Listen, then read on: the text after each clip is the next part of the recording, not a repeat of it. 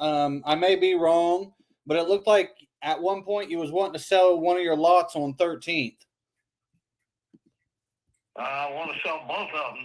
They're co-joined. They're two smaller lots that I bought two of them because I was thinking I'd put a big house on them.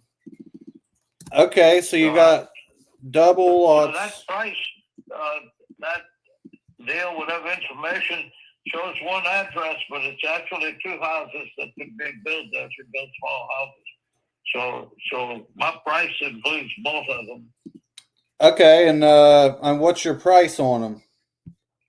$50,000 in my pocket.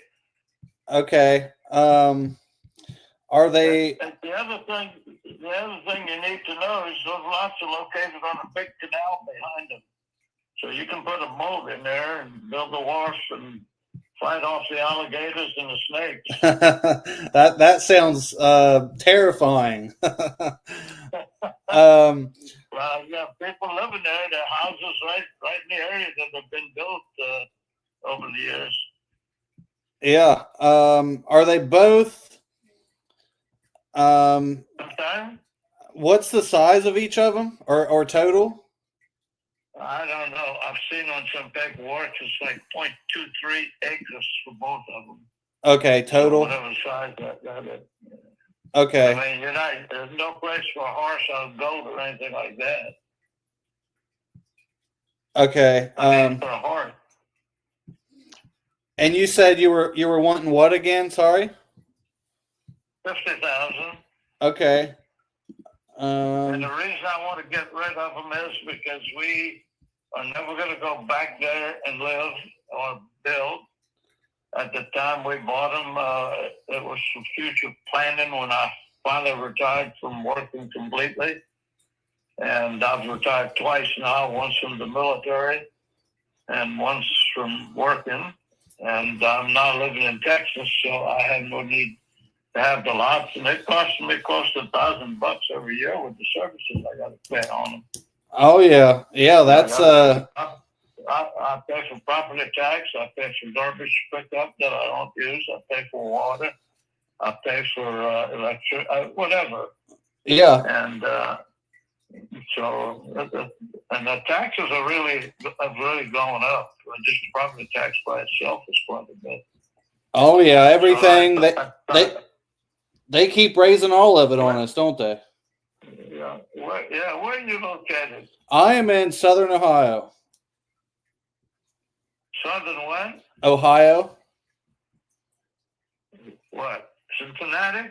No, not that much southern. I'm about an hour south of Columbus. The closest, I guess, town to me would be Chillicothe. Not sure if you've heard of it or not, but yeah, I've been there. Oh, really? You've been to Chillicothe? I've been throughout Ohio. I was assigned an ROTC duty at John Carroll University in Cleveland for 4 years. Okay, so nice. I did quite a bit of moving in Ohio during that time. I went to many of the universities that are scattered all over there, and also into West Virginia. So yeah. Yeah. Anyway, and you know what decision I made when I stayed there for 4 years? What was it? When I retire, I'm going south. Yeah. I got fed up with -13 weather up in Cleveland at times coming off those lakes, so that big lake area up there. Oh yeah. And I decided I will never retire up there, so I retired there, and I was in Florida at the time, and I couldn't get a decent paying retirement job there. They wanted me to pay for that sunshine, and I got a great offer with an engineer construction company in Houston, and I moved there, and that's where I am now. Awesome. Yeah, you were. Sorry. Yeah, I'm retired again. I retired in '77. Yeah, that's awesome. Sounds like you've got a lot done. Wait, well, take that back. I retired when I was 77 years old. Oh, geez. You were smarter than me. You went south. I haven't made it that smart yet. I'm still up here. I cold places over the years. I was lived in Germany, spent some time in Alaska. I've been to the old bay in the last. That's not very, even during the summer. Yeah, yeah. So anyway, and I've been all over Europe and also, well, a couple times Vietnam and Japan. Awesome. So anyway, I was a 30-year guy. Sweet. Yeah. Well, yeah, on the lot though, I mean, I'm looking here and there is like a bunch of lots there right now for sale, and most of them are for sale at like 39 and 40,000 on market, and they're the same as yours right there on the canal. Are those on the canal? Yeah, this one right here. Yeah, it's right around the corner. Yeah, half of them are, half of them aren't. But well, you're paying more for a lot on the canal. They should be priced higher unless somebody's just trying to get rid of them. Yeah, I don't know. There's with me. Yeah, situation with me is I don't need to have the money to do anything with. So yeah, unless I get a pretty good price, I'm not going to sell because I've got other rental properties and they bring income, whereas this thing is on an expenditure. yeah, makes sense. So yeah, you're just wanting to not pay all these crazy taxes and all this stuff. I totally understand. Yeah. Well, the taxes have jumped from like a couple of $100 a year to about $800 a year now. Yeah. It's everything keeps going up. I always say I can't take my son. He's 3. I can't take him to McDonald's without spending $30. It's insane. I eat breakfast at McDonald's every day. Every day. I eat breakfast at McDonald's. My grandpa's $6.32. 3 years ago, I was paying about $3.48 for the same meal. Yep, that's my grandpa. He's been going to McDonald's every morning for heck, I'd say 50 years. He's got his routine down too. When I walk in and put my order in, because I always eat the same thing. Oh, they know you by name. They know me by everything. In fact, the lady who owns one of the 4 McDonald's in the area, actually, she's a pretty busy lady. She and I have been friends. I was friends with her mom and dad who owned them before she did. And her dad died about 4 years ago, so I still see her mom and her quite frequently. We go to Galveston to shows at the Opera House.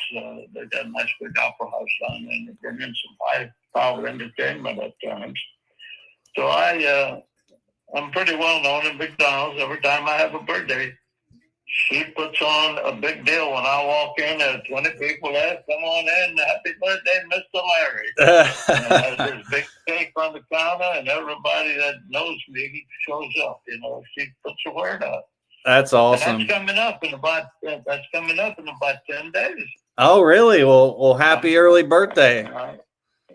Yeah, I'm going to turn 88 years old if I live that long. Oh, geez. Yeah, you've been there, been around, done it, huh? That's awesome. Yeah, like I said, I've been retired for 20 years, but 10 years, second time. But I been pretty lucky. I lost my wife almost 3 years ago to dementia, but I've got no signs of any bad problems at this point. I guess all of a sudden I get hit with a heart attack, which I've never had a heart problem either, so I've been lucky.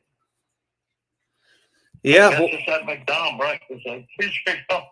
Hey, we all have our poisons, and that's not a bad one. I mean, it could be worse. If you can find a lot on the canal for a much lower price, you should pay less if you get only one lot, because I'm offering 2 lots for my price. That's the reason why I've got it at $50,000. And I don't want to sell one. I want somebody who's going to have enough land out there to enjoy it once they put a house on it. Yeah. Yeah, I'm trying to look at this one. For some reason, this one, let's see. Look at the acreage and see what it says. If they're less than 0.25 or 0.23, then they're probably just one lot. Yeah, this one right here, it is 0.25, but this one is not on the canal. Let's see. What did they ask for it? This one, it's a double lot, but it's not on the canal. They have it for 40. For what? 40,000? 40,000. Are you interested in the canal, or are you buying this for an investment?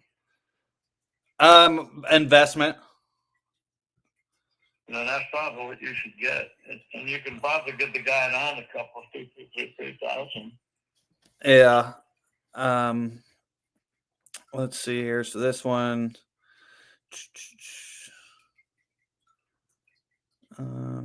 I mean, do you have any wiggle room there at all, or no? Very little. Okay. The best offer I've had so far has been 44, and I turned it down. I just said no. I can't do that again. Yeah. If I needed the money, I'd probably wiggle. Yeah, I get it.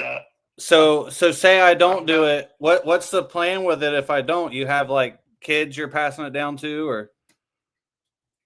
I've got a son who's a real estate lawyer, and he doesn't want me to sell anything.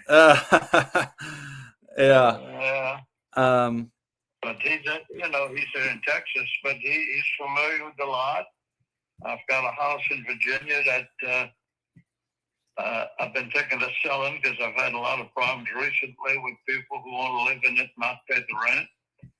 I've got some property up in the mountains up in Virginia. I've got property in Louisiana. I've got three pieces of property that I rent here in Texas, and I've got a house I live in. Nice. So, but I'm not selling any of that because Louisiana was the best. I've got a small sugarcane plantation there, about 65 acres. Nice. That cost me almost nothing, and I just get the income. I got a guy working out, and he takes his share, and I get the rest. Can't beat it. Can't beat that. So, that was an inheritance from my dad and my mom. Everything else, my wife and I bought and paid for. And that's the other good thing about everything. I don't owe people money on any of it. I don't have any car payments, and I don't have any credit card payments. So that I know. I mean, I pay my credit cards off every month. So, like I said, I'm not desperate for the money. If I was desperate for the money, I said, hey, you can have it for 40,000. I need the money. Yeah. It sounds like you're in a perfect spot, man. It sounds like you've been there, done it. Like you said, you're out of debt. You're just hanging out, chilling. That's right. My wife and I worked hard for it. She was a school teacher for 25 years. I lost her after we were married 53 years. She went to Europe with me. She said she lived 7 years in Germany. She lived 3 years in Japan. She's lived all over the United States, in Florida, in Virginia, in Seattle, Washington, Fort Bragg, which is now the name of Fort Bragg, North Carolina again. Changed it to Fort Liberty. I was one of those crazy guys all my career. I went to a Ranger school, an airborne school, and I spent time in Special Forces. Mm-hmm. Do you know anything about the Army and Special Forces? A little bit, just general knowledge, but no, nothing in depth. How old are you? 31. You've probably never heard the Ballad of the Green Berets, have you? I've heard of the Green Berets. The ballad that was written by one of the sergeants that was in the Green Berets. I don't believe so. A guy named Barry Sadler. I met him on my first tour in Vietnam in March of 1965. I was assigned to where he was. And at the time, he was doing guitar work on some of those songs that he published in that big album called The Ballad of the Green Berets. But the Ballad of the Green Berets song is the one that took the hit. I mean, it's played at Fort. If you go to Fort Bragg at 6 o'clock in the morning when the flag goes up, he plays it. They play it. They play it on the loudspeaker system. They play it at noon, and they play it again when the flag goes down at night. It's the most popular song around the area, and people. He had a statement in there where it said, 100 men will train today, but only 3 make the Green Beret. And we looked at him and said, Barry, you know that's not true. We wouldn't have enough guys in special forces if only 3 that would get it out of 100 trying. It's probably more like about 50 out of it. He says, yeah, he says, I'm going to make me and you guys look good. I'm going to leave that in that statement in there when I write the song and publish it. And he did. So it's still in there. That's what I'm seeing the guys I talked to, my buddies in Green Beret, he said, he's making us look good, isn't he? That's what I'm looking at it now. I've not heard it or seen it, but I found it and I see the lyrics and stuff here. And yeah, it says it was a song. Can you play the music? You want me to? Can you play music? Yeah, if you want to hear it. You want to hear it? Let me see. Sure, I love to hear it. I play it on my computer as well when I pull it up. I've also got it on my record player because I bought the album after it came out. I think this is it right here. Let me see.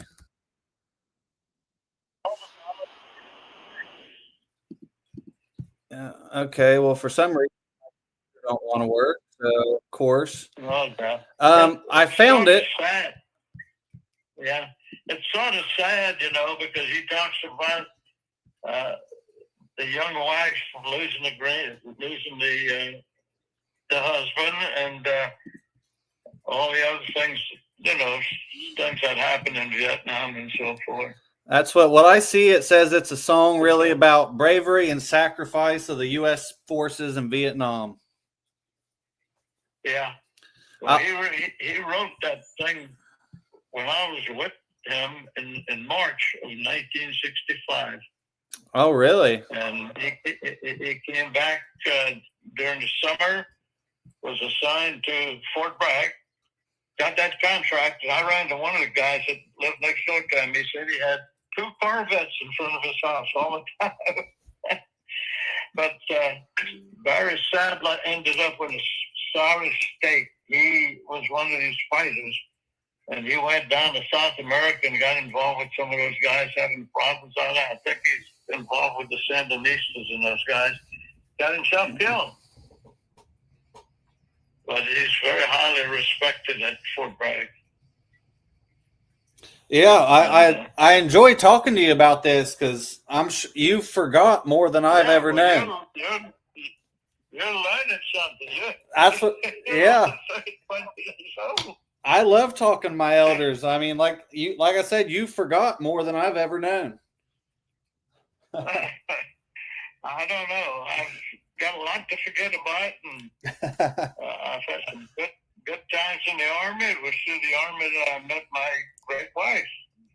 I was stationed up in Virginia, and I was at the Officers Club a couple of times when they bring the teachers in to enjoy Wednesday night at the Officers Club there. I was a captain at the time, and lo and behold, I saw this gal, and I went up to her and talked to her and asked her to dance, and she danced. And the next thing you know, the next week I danced with her again. And about 3 weeks later, I finally built up enough confidence to ask her for a date. Oh. And she was a gal from the mountains. She had never been out of the state of Virginia except to North Carolina, and that was it. And I married this gal, and 4 years later, after completing the tour up in Cleveland, we stayed in Cleveland. That's where we lived after we got married. She went to Okinawa, Japan, and spent 3 years there with me. We went to one of the hurricanes.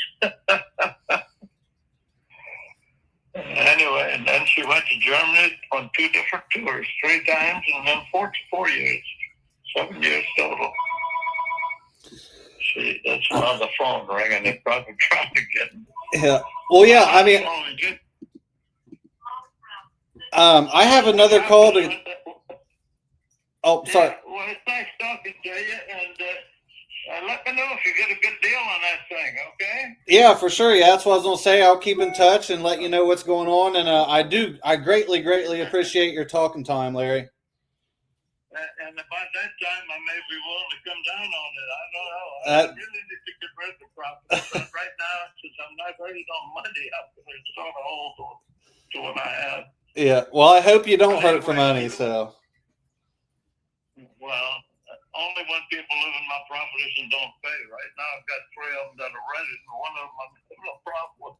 Oh, geez. Take care. Bye-bye. All right. See you, Larry.